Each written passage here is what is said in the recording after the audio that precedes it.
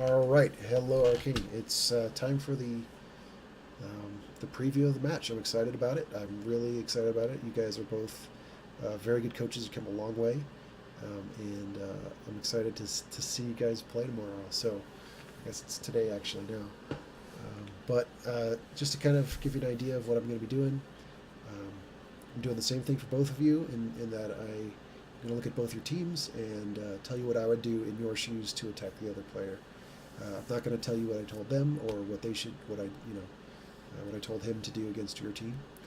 Um, that's the goal here is to give you guys the same level of coaching, and I'm going to do my best to give you both the same level, although it's going to be different, obviously, because you're playing different teams. So, right, let's get to it. Excuse me. I think you've got a pretty good idea of what to do with your team. A very healthy team. You've got your wrestler and your kicker, so you know what to do with them, and then obviously your ass kicker there. Let's take a look at his team.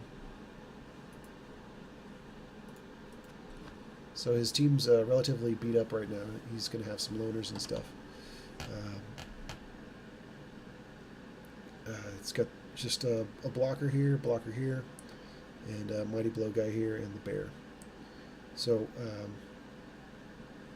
Kislev this is going to be an interesting match in that it's going to be relatively equal as far as bashing goes. And we talked a little bit about this on Discord, but so he's got armor 8, and he'll get some loners with armor 8, and these guys have armor 7. So he'll have armor on you mostly, and he's also got the only Mighty Blow between the both teams. So this guy is going to be a key for him.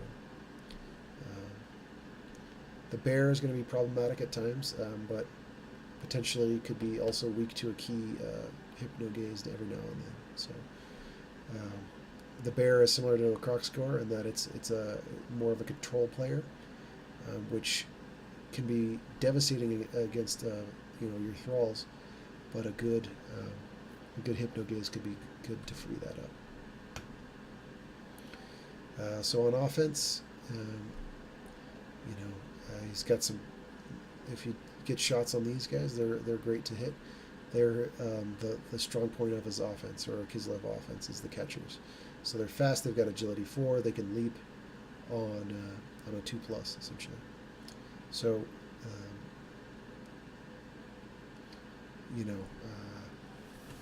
let's see. Playing on defense is going to be, or offense rather, is going to be pretty similar to playing against Wood Elves. They've got all that leap. You're going to have to be pretty careful with the ball. I think, again, we talked about this, but carrying on certainly a vampire and ideally the blodger is going to be really, really tough for him to deal with. So he doesn't have any tackle, doesn't have any guard, doesn't have any strip ball, doesn't have any wrestle. So those are the things that are great at sacking. So just make sure that. So basically, if your ball is in a standard, 5-person cage or 4-person outside and your guy in the center, that's basically impenetrable for him, because that would mean you'd have to leap in and then red die pow you twice. So not only would you have to roll a 1 in 36 to roll boxcars, but then would also have to roll leaps and stuff before that. So I wouldn't expect him to leap in on to try that. It's just that unless it's absolute desperation. So yeah, that's how you got to run your offense. It's just if you keep it nice and tight and just sort of march down the field and punch it in when you see an opening. That's what I would look to do. Let's see on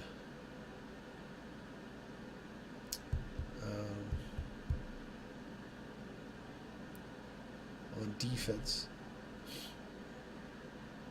You've got the bear and the Mighty Blow guy. So you're familiar with how killers work.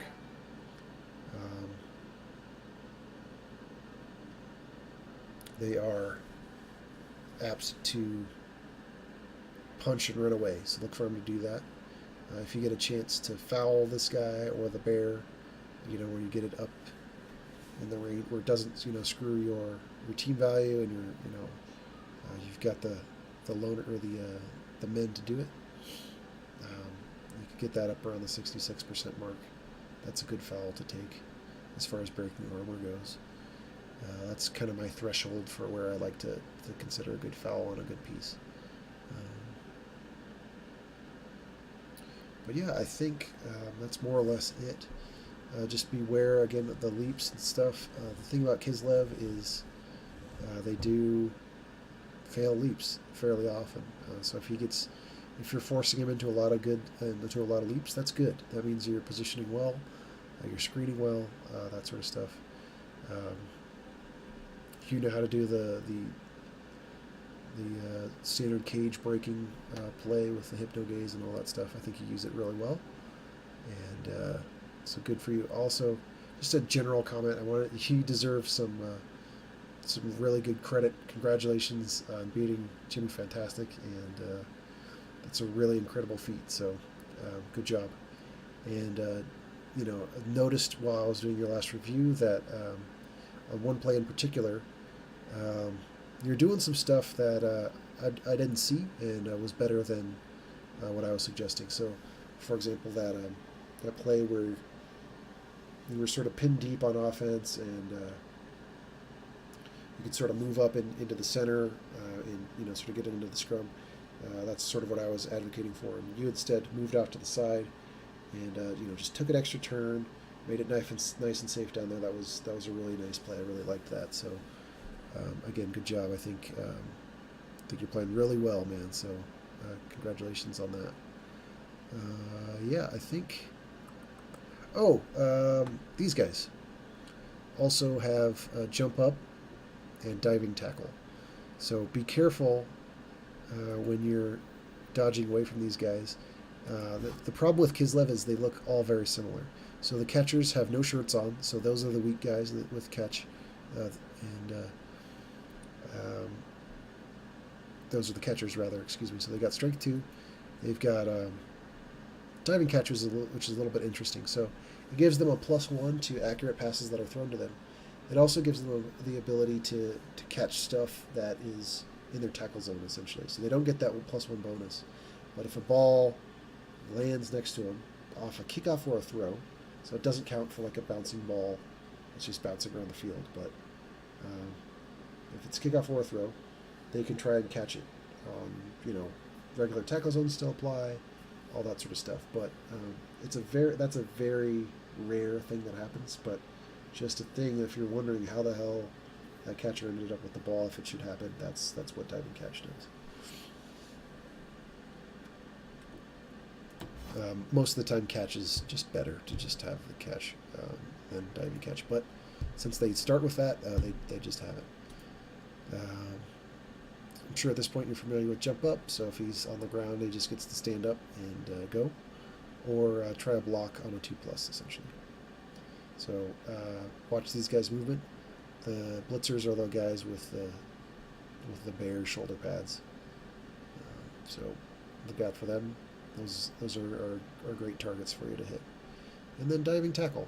So when you dodge away from this guy,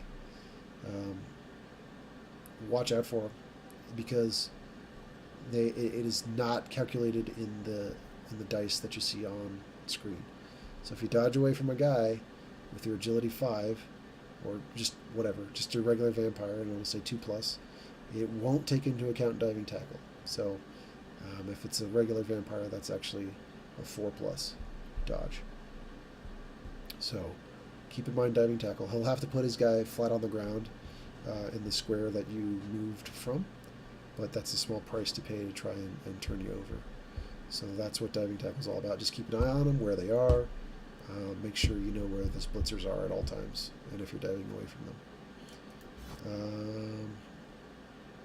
Again, those are if you're not blitzing them, then a good shout would be to hypno gaze these guys. So I wouldn't hypno gaze this guy, because then you'd be basing him up for next turn.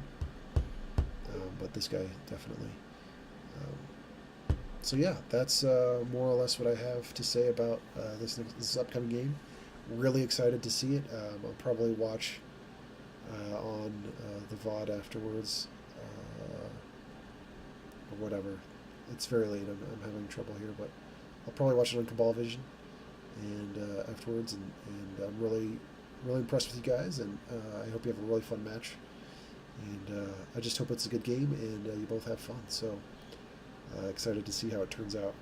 And we'll see you next time. So thanks, good luck, and we'll see you next stream.